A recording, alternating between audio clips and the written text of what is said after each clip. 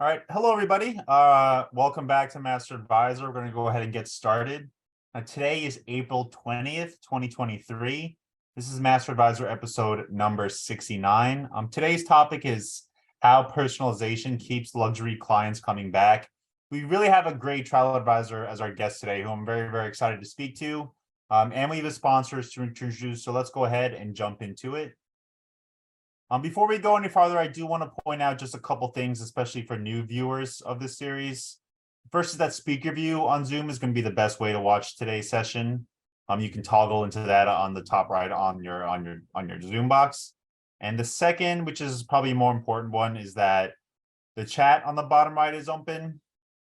We try to involve questions and comments from attendees as often as possible on these sessions. So please, if you want to ask something, if you have some input, you have a comment, go ahead and drop it in their chat.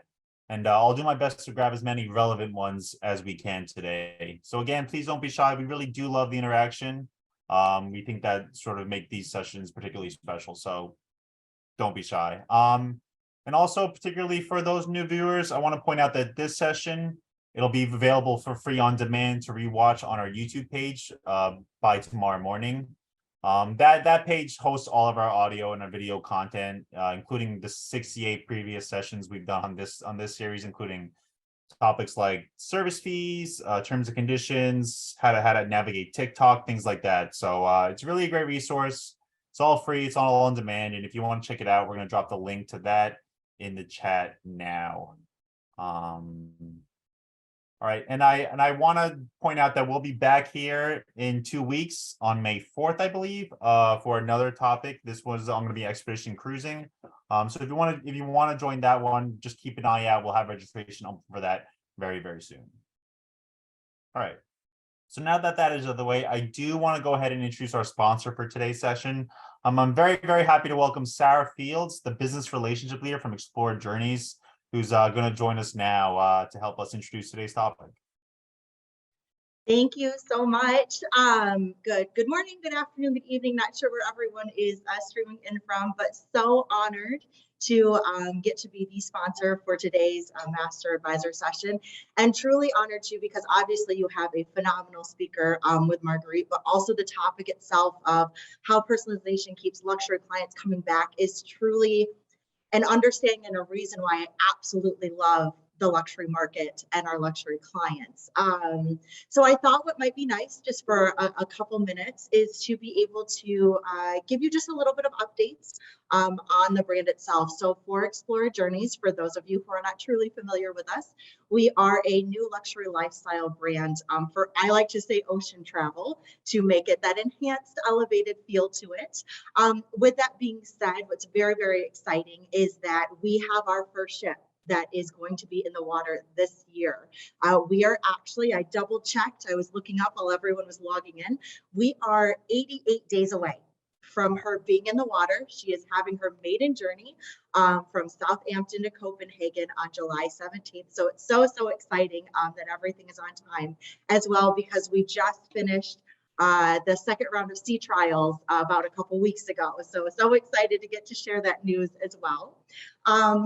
With that being said, just some great reminders for you of the benefits of booking this great luxury brand for your clients, especially with that personalization that's going to be covered today as well, is that we are making sure just small little things to personalize for your clients. Is your in-suite minibar is going to be included, with the rate, because it's your alcoholic beverage, your non-alcoholic beverage.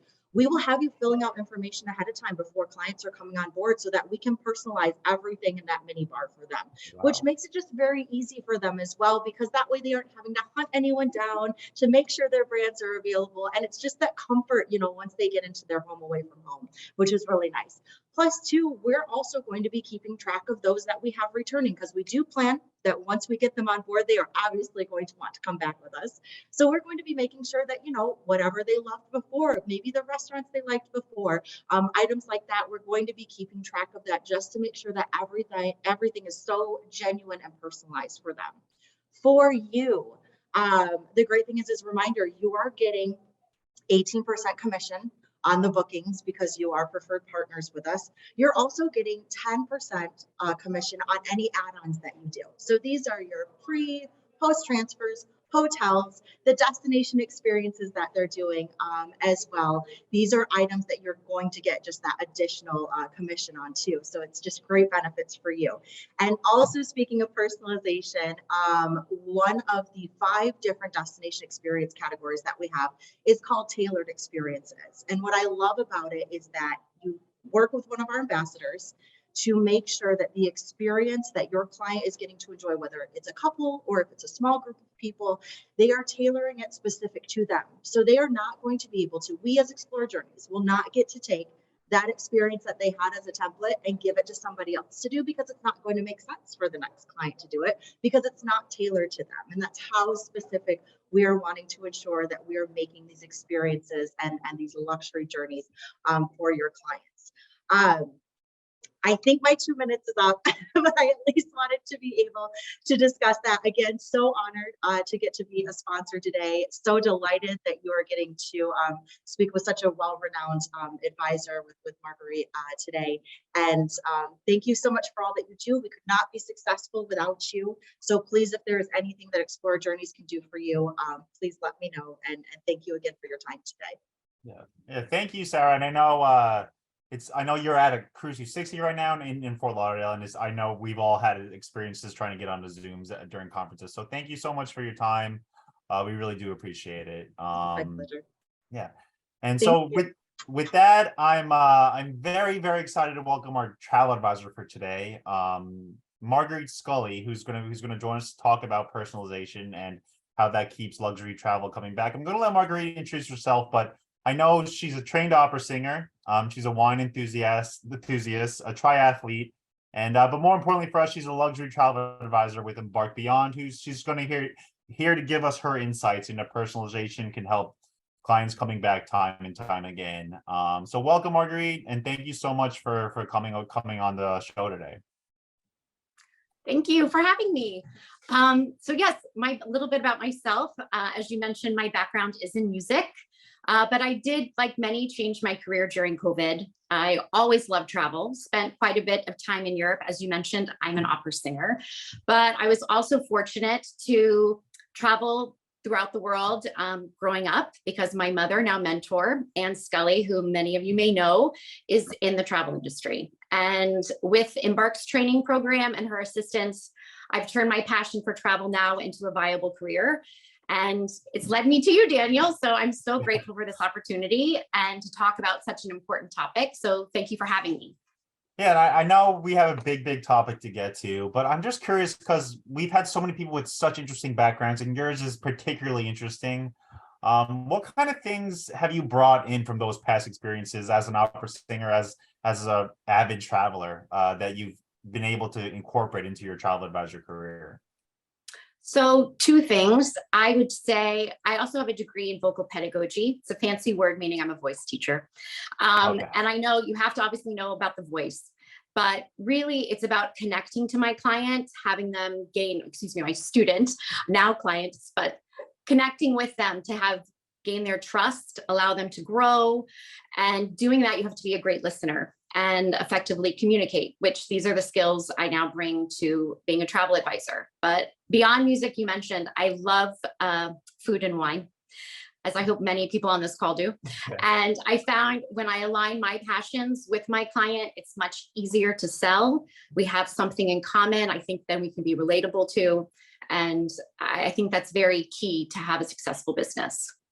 Yeah, and I think that's something we've heard from advisors in the past, and something we're going to touch on later today is particularly the listening part. I think is going to be important for the next 40 minutes or so, or 35 minutes for the rest of this session. But let's get into the topic, because I know that's why so many advisors are here. We're talking about luxury travel. I want to sort of set the stage before we talk about specific things we can do to keep things personal, to make sure that client retention is there. I just want to get your definition of luxury travel. I mean, what do those words mean to you? What do they tend to mean to the clients that are part of your business? So I want to be honest, when I first saw this question, it made me laugh, because I think the first word was expensive. And I think a lot of our clients think luxury travel is expensive, but really we have to go beyond that, beyond the beautiful appointed rooms, the amenities, and have that customization for our clients, for delivering beyond anything they could have imagined or even asked for. And sadly, I do think this is something that could happen at any price point, but it's just usually found more in the luxury market. Yeah, because we've had this sort of discussion. We've had advisors sort of proclaim that luxury is no longer about price; it's about personalization, like you mentioned, it's about customization. I think we've had one in the beginning of the year. Kyle Stewart told us that it's about exclusivity, that his luxury clients want exclusive experiences. So I'm always interested to hear what people who are actively selling travel have to say about sort of what luxury travel means today. All right, so let's talk about. Go ahead. Sorry. Oh no, go on. Oh, but so personalized service, and I know this is important to you. It's important to embark beyond. I was hoping you could sort of kick us off a little bit about this in general first. What does personalized service really mean? What kind of things are we talking about when we sort of mention this topic? So I like to step away from travel, take any luxury brand you may know. As far as for me, walking into any store, I think if you pay attention, what do you feel? You see lighting, you might hear music, there could be a scent. If you're lucky, maybe some bubbly, something to quench your thirst. And I think when you go into these stores, they're selling to your senses. It's not about a watch, a purse, shoes. They're wanting you to feel special, welcome, that you're a part of something. And I know I live here in Georgetown in Washington, D.C., and there's tons of luxury shops. I happened to run into one really quickly before a trip. I wanted to get something new, and I just went to pick up a blouse. One blouse. She was very kind, tried to engage in some conversation, but what stood out was a week later, I got a handwritten letter thanking me for my business, showing that appreciation and how they valued me. I think that stood out and made me want one to run back out and buy 3 more blouses for them.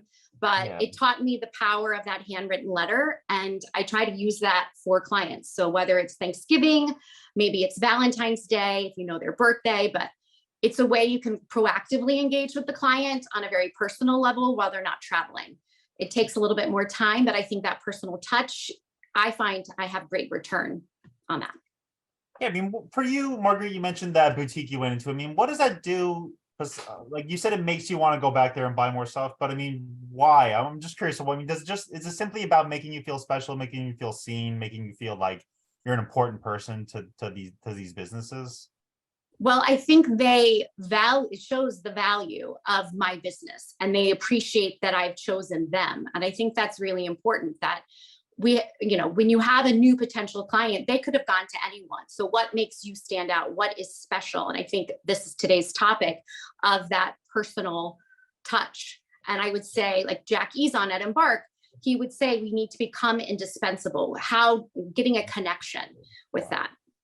Yeah, that's a good way to put it. Become indispensable. And I know everyone has these experiences outside of the industry too, that people who are indispensable to them, whether it's their haircutter, their barber, like a driver, I'm sure stuff that maybe isn't considered luxury experiences are still indispensable. So I think it's important to think about that too. Right. All right, so let's start in the beginning. I want to start at the beginning of the client's relationship. I know there's information that advisors need in order to be able to customize trips and make things personal. There's no one size fit all experience for clients. What's the process for you on Embark, Marguerite? I mean, what kind of tips you have for advisors who want to sort of get this information out of their clients to make sure they're able to make things as custom and as personal as they can? So I would say this topic is very much a passion point at Embark. We have 15 standards that are I should take that back. Most of them are geared toward this very topic. And one is people do business with people and not product. Meaning I'm more apt to go back to that store because we created a connection. And another that kind of leans into that is loyalty is won from the heart, not the pocket. Again, we can find the best deal, but if you're trying to be an advisor that is just finding the best price for your client, you're apt to probably lose the client if someone else can find it better. You want to show them that you have interest in that individual, focus on making that client feel special. I would say another one is transcend the transaction. It's continuing to connect, get on the phone. Again, some advisors may think this slows you down, that you just want to quickly put it into GDS, make the booking, move on to the next person. But if you think long-term, building this relationship, you get a better return on your investment, I would say. And then we have EI, that's the emotional impact. Every trip should have a wow factor. That's something personal to your client, very trip specific. You want them to feel your presence when on arrival, wanting them to know you've listened. I would say you want to date your client. And again, that's slowing down, picking up the phone, asking open-ended questions, the art of listening, as I mentioned before, trying to find out their passions, what drives them. I'll tell you a quick story. When I was in training, I had a lead given to me, and the gentleman did not want to date me. He was very transactional as far as, I know what I'm doing. I want this weekend away in Miami. He knew the hotel, but he knew I could bring added amenities and possibly an upgrade. So I was a little nervous being newer. Julie Danziger, a partner, was overseeing my work, and I had to think, how can I make a connection to the client? So I did a quick search, found a LinkedIn profile, saw that he loved crossword puzzles. So I made a quick welcome letter out of crossword puzzle for him. And I have to tell you, it was the first time when he arrived that he picked up the phone, actually called me, thanked me for the upgrade, but really was surprised and touched that I knew he had a passion for crossword puzzles. And I felt it was my job to show I had more value than that upgrade. I wanted to impress Julie also to make sure they knew I understood my training, but it really mattered to me as an advisor, who I want to be. And I don't want to be just, they're using me because I have a connection and can give them an upgrade. I want to make a personal connection. And I think that's really important when you focus on the ingredients, the things that someone's passionate about. We say sell aspirations, not destinations. We are matchmakers, not just to that hotel. And I didn't even have to figure out the hotel. He told me, I want the Miami edition, right?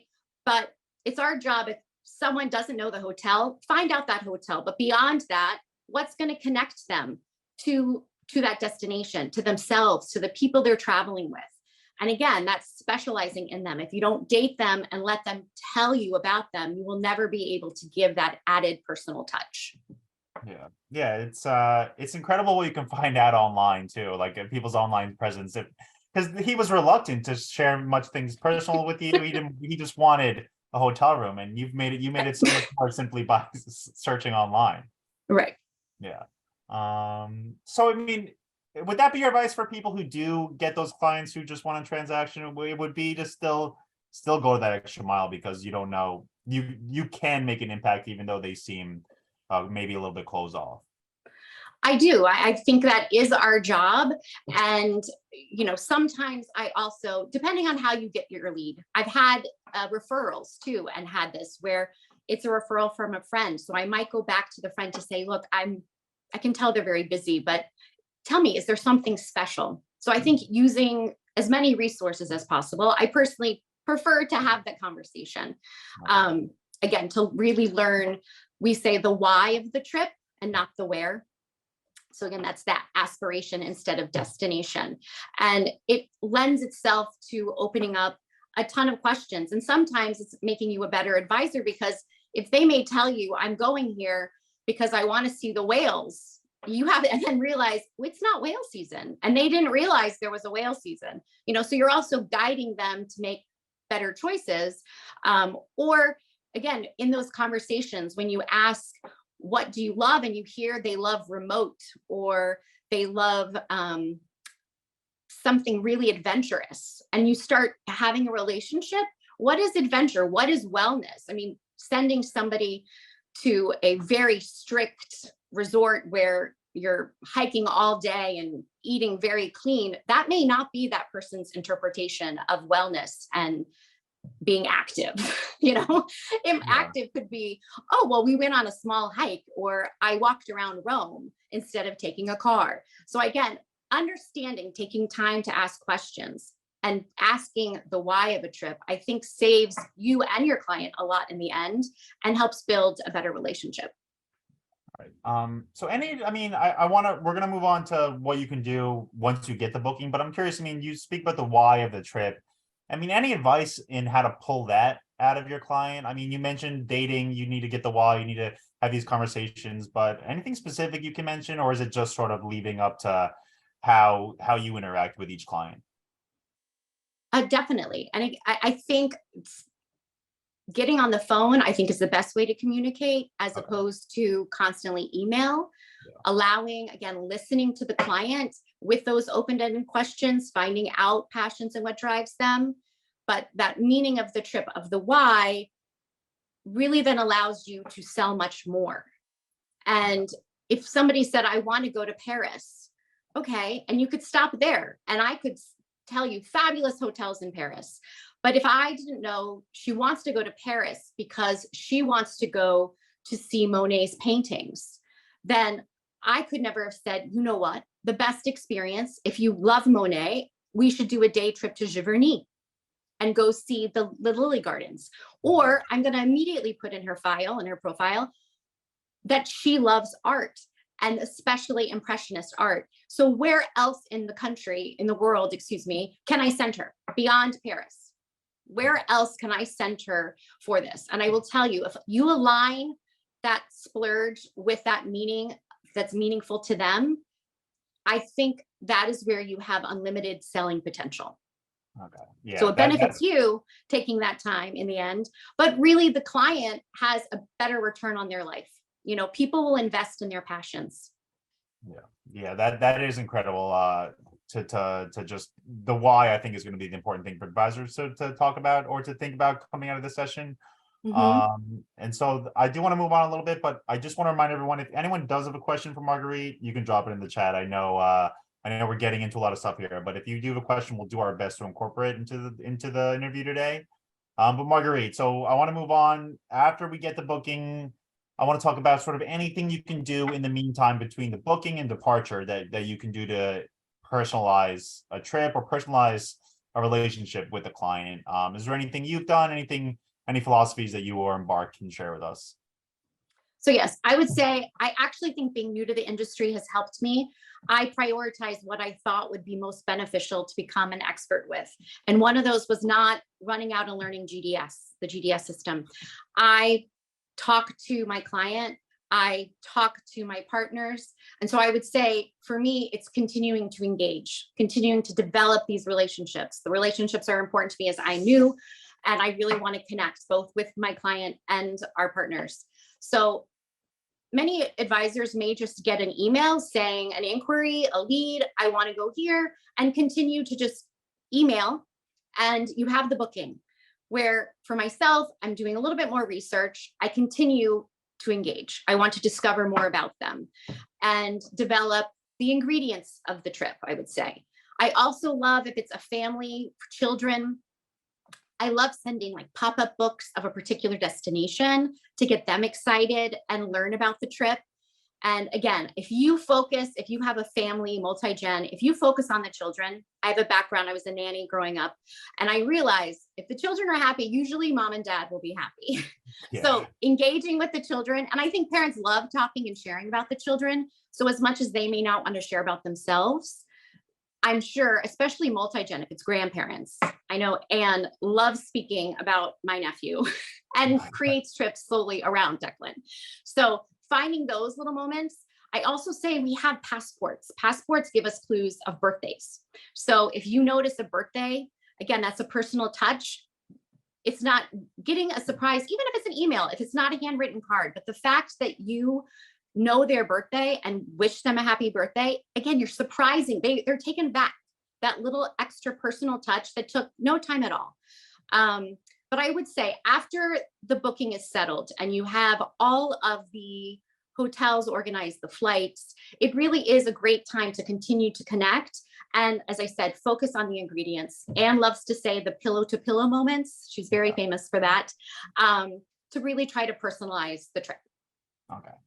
So we have a pretty good question in the chat, Marguerite, and it's a specific question, so it might be difficult, but I'm going to see if you can help Roseanne out. She says she has a small group of clients going to Antarctica. but there's a Pied Piper who keeps things moving, but basically takes my specialization role away from me. There's very little interaction between me and the rest of the group. Do you have any suggestions of what she can do to maybe get more involved or to be able to personalize things? So I do think working in group travel, I have sold some of that. And I find having one person who's the lead is helpful. I would suggest if you could create a Zoom party and have all of them on Zoom that you can go through all documents and hear from everybody, and maybe even put a theme to it. You said it was Antarctica. So I think that could be a nice way to engage and not step on anyone's toes. But for you, even when you're working with really high-end clients, you don't always work with the client, you're working with an assistant. I find if you can explain, I really have to get in front of this person to specialize and know them to be able to give the detail I want to on this trip for them. So taking 5 minutes, even if the Zoom was only 15 minutes and I get, it's hard to get everybody on the same time and committing, but I'm sure you would find a handful of them that could make a Zoom and you could learn something special about the group. Yeah, exactly. We have another question. I'm gonna maybe save that one for a little later. Because I do want to get into the meat of this, which I think is going to be the most valuable, which is just examples of how you've been able to weave those personal details that you've gotten pre-booking into to be able to enhance the trip. We have about 20 minutes left, so hopefully this will be really powerful for advisors. But we spoke earlier, Anne, you mentioned the senses, and one in particular, you mentioned that is one of your passions is food and drink. I was hoping you could tell us a little bit about how you were able to use someone's food and drink preferences or food and drink traditions in order to enhance their trip. Right. So again, learning about the client and creating these experiences around not just the destination, but their preferences, things they love. And again, opening conversation. I don't always start with that on the first conversation. It's usually more about tell me about your best trip you've ever been on. But eventually we start talking, and again, food. I love learning about food, love learning about drink. Sometimes I've learned, oh, we have traditional pizza night. So again, that means when they're in Italy, I'm going to make sure that Friday is a pizza tour that helps with their family tradition. But on the cocktail side, I would definitely say I love finding, especially honeymoon clients, I think they're used to having some champagne. And if they're going on a long trip, I don't want every hotel giving them champagne when they arrive. So if you know what their special cocktail is, I think that is a very signature touch that they'll be surprised about when they might show up at the bar that evening or it's in their room upon arrival. I do like adding the cocktail for especially my honeymoon clients. And that being said, I also, through engaging the client, have learned I have Mormons. They do not drink alcohol. They do not drink caffeine. So I really make sure that when they're in a hotel, that in the refrigerator for them, we remove all of that. And we make sure that it's filled with things they enjoy, whether it's fresh juices, sparkling water. I do know the client loves a mocktail, so we try to get creative that something is special for her. Learning about food preferences can tell a lot as well. I've had to arrange kosher meals for Jewish clients. Somebody who says they hate seafood, but yet wants to go to Greece. So that can be a challenge when picking restaurants to make sure I matched their preferences. All right. Okay. I'm just curious. I mean, when you're able to do this, because the last two you mentioned, they seem like a particular pain point for a lot of clients who might try to book things on their own. Like that kind of stuff seems very difficult.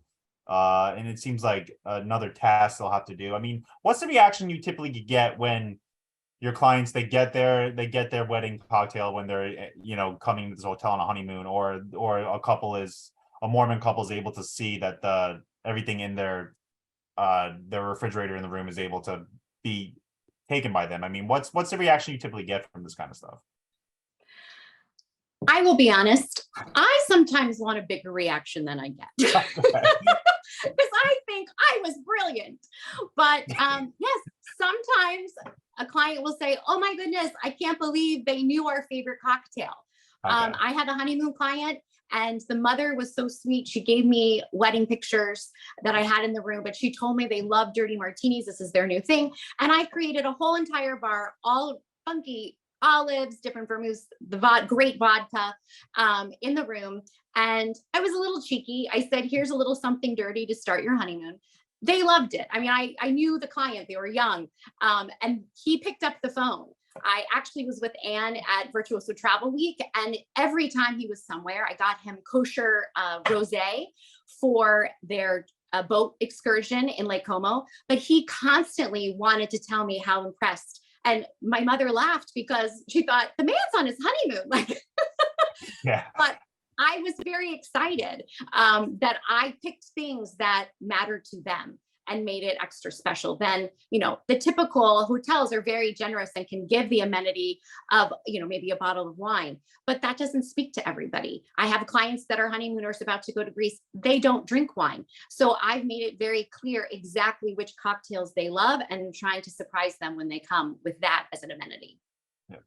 And I know we have a question from about sort of working with suppliers about this, so we're going to grab that in a little bit. I do want to run through a few more examples, Marguerite, because both the other day, and some of them were just blowing my mind. And one of them in particular was, I know you had an Orthodox booking that there's special rules around the Sabbath, and you arranged for those rules to be easily navigated when they're on vacation too.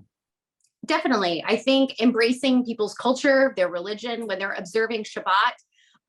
A couple of things. I never had the client actually request me do anything. It was just a very organic conversation that they said, you know, they were kosher. And so I started writing things down and understanding what kind of meal preferences, but also then understanding during Shabbat, they don't do anything with electronics. So I knew when I'm doing the experiences and planning, moving forward on Saturday, I can't have them be getting in and out of cars. So I always look to say, what are great activities, family focused? Maybe it's a bike ride somewhere. Maybe it's a pool day. Maybe bringing in more fun board games for the family.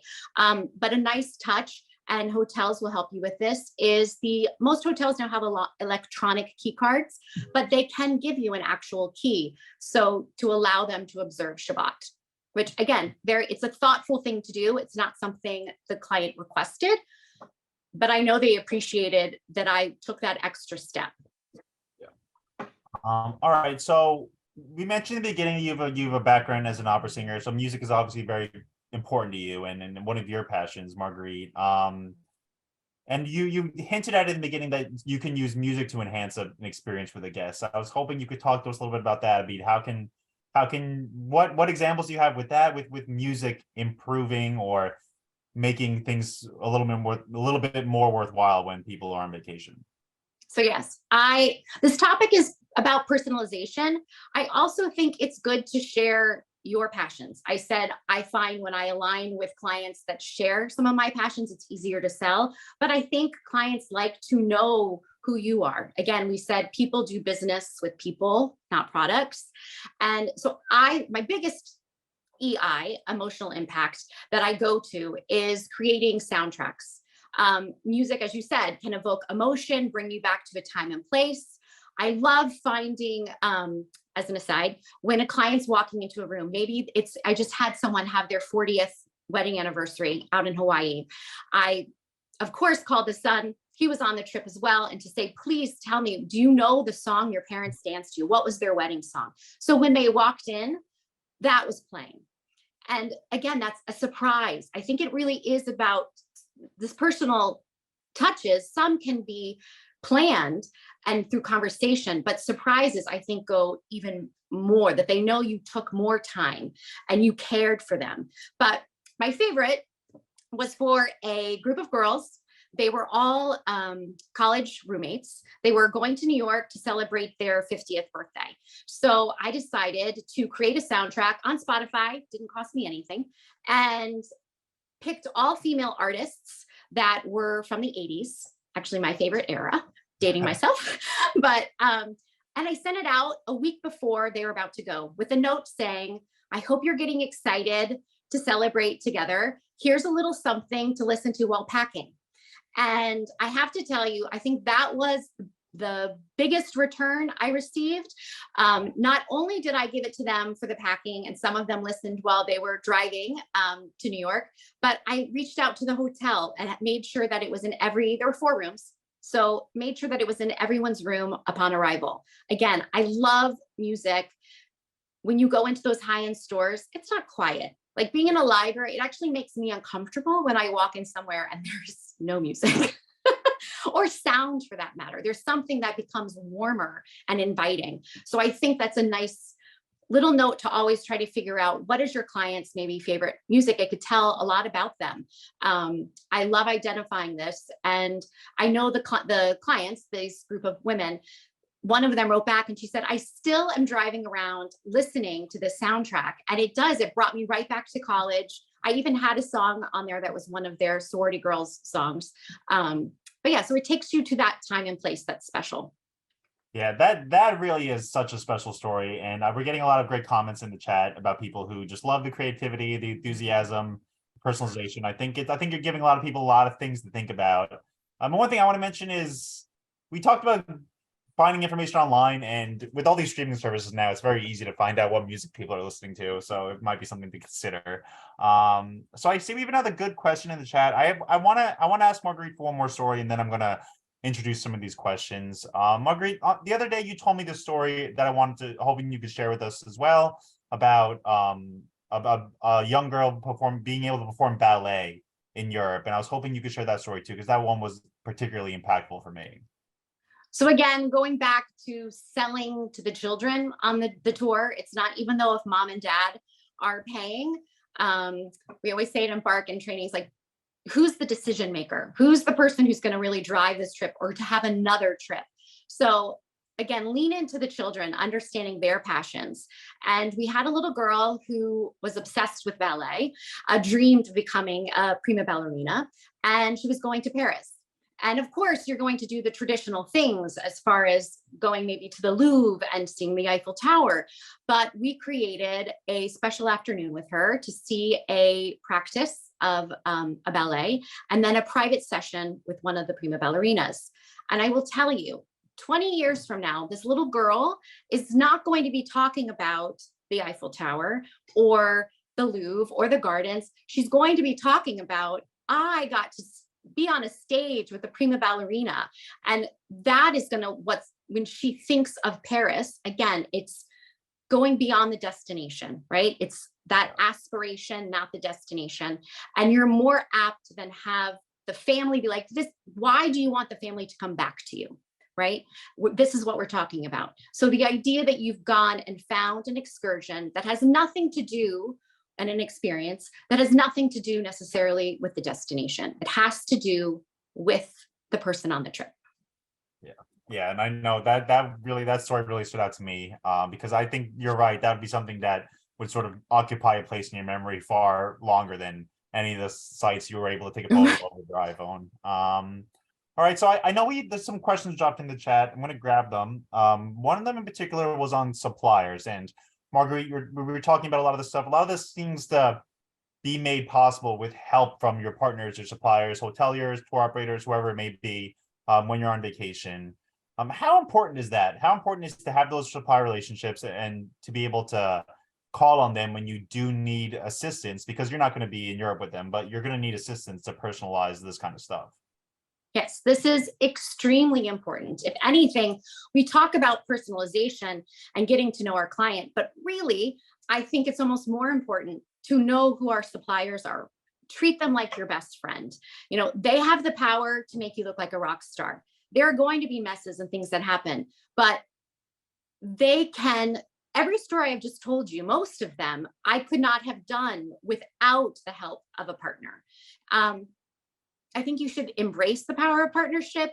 You may feel, a lot of us now in travel are ICs, but hopefully you're with a great company that you have colleagues you can lean on.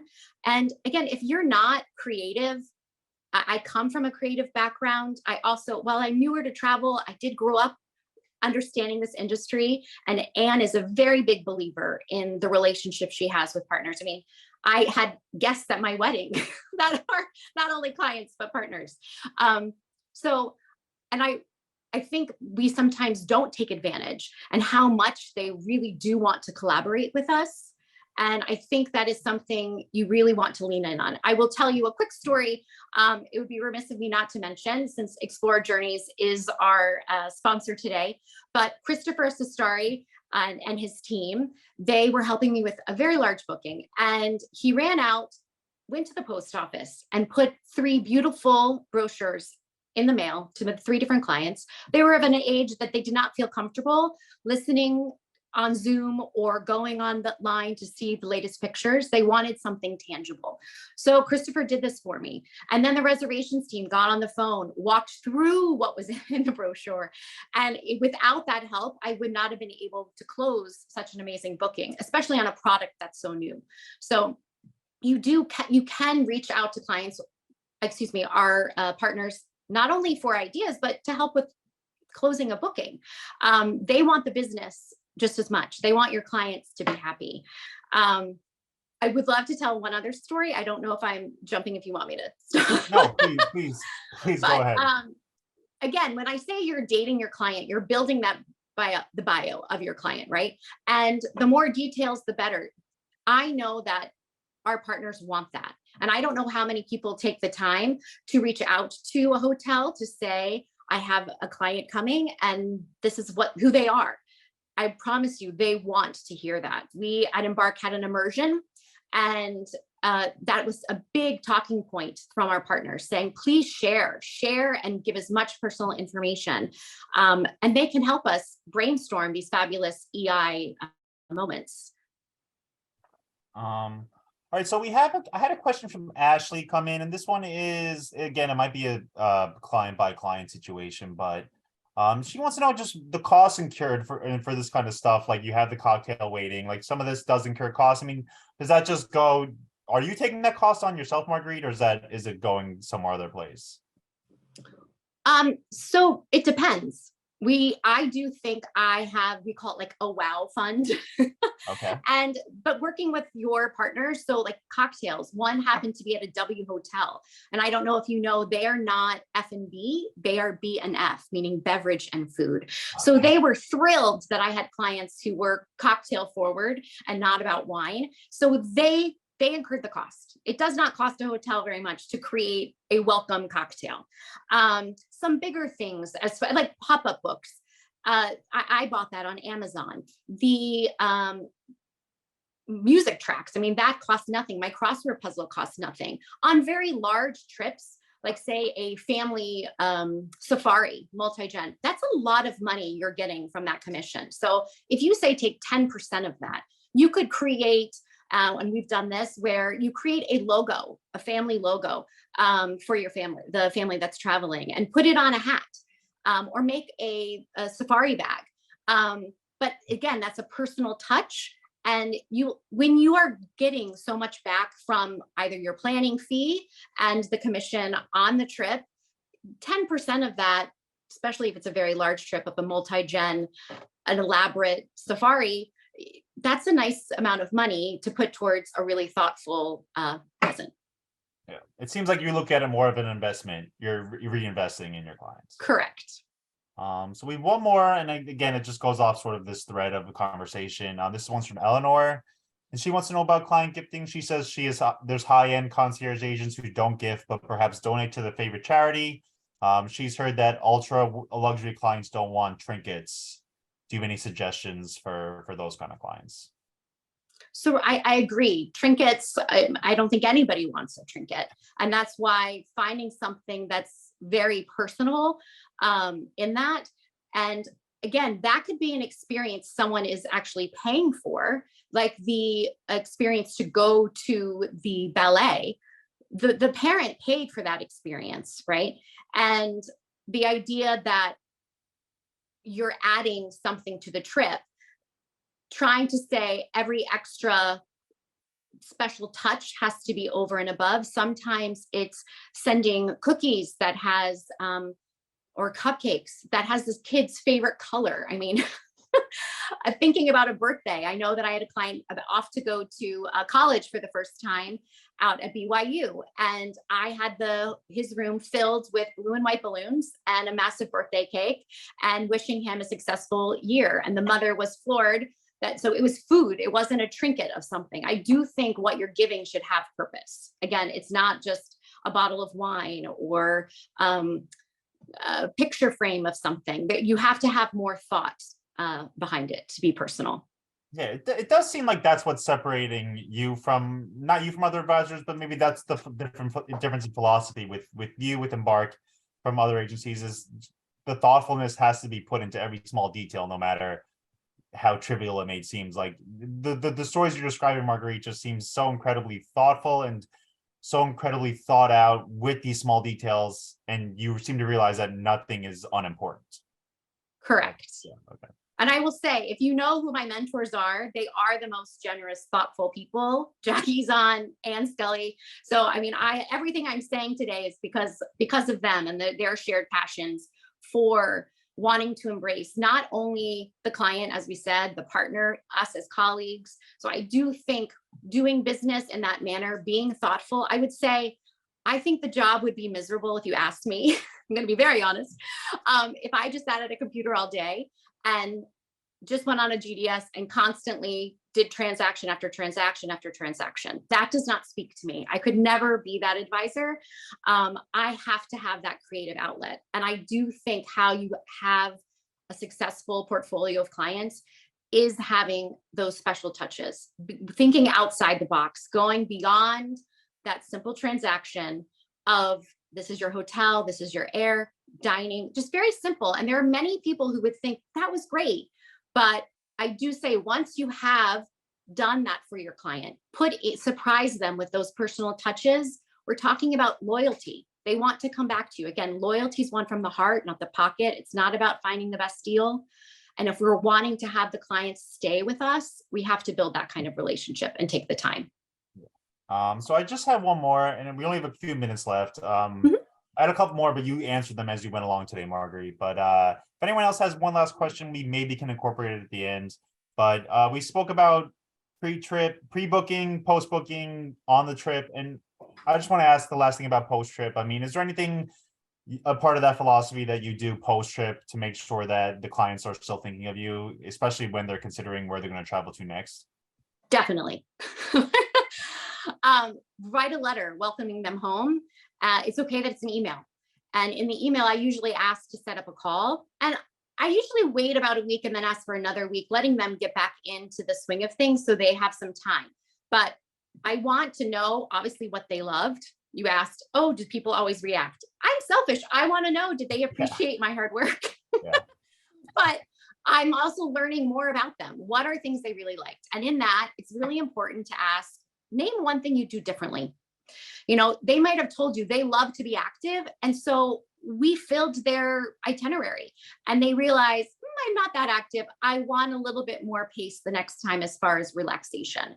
Or I'm okay with a later reservation. I mean, it could be very simple little things that you're learning when you say, can you tell me one thing you do differently?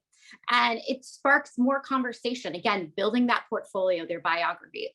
And I also find it's a perfect time to talk about the next trip, because a lot of times people are sad. We've all been on trips, and when you're done, you're sad. You're like, when do I get to go somewhere again? I actually hate putting my clothes away. It's like, I want to keep them in my suitcase. So I want to go somewhere next. And losing that opportunity, if you don't stay connected with your client, I think that's a mistake. I can tell you that, like, here in New York, the trip back from JFK is some of the sadder moments I've had, like coming back from leisure trips. So I completely understand where they're coming from. Yes. All right, so we're all out of time. I do want to thank you so much, Marguerite. Like, I know I say this in a lot of these sessions, but I really did learn so much from you, and so much about how to be thoughtful, not just with your clients, but with, it seems like it might be a philosophy you use with everyone in your life. I want to thank you so much. If there's anything else to add, we do have a couple minutes left, and I sort of want to give you the floor right now. I would say the power of partnership and really thinking, you know, connect not only with your client, but with our suppliers, and try to be creative, have fun. I think the more joy you bring to your work, the more success you will have. And I think your clients will appreciate that. So I know there's gonna be a lot of advisors who want to rewatch this. Again, it'll be up on YouTube later tonight. Tomorrow morning, we'll send it out. I want to thank everyone for coming on today to listen to me, Marguerite.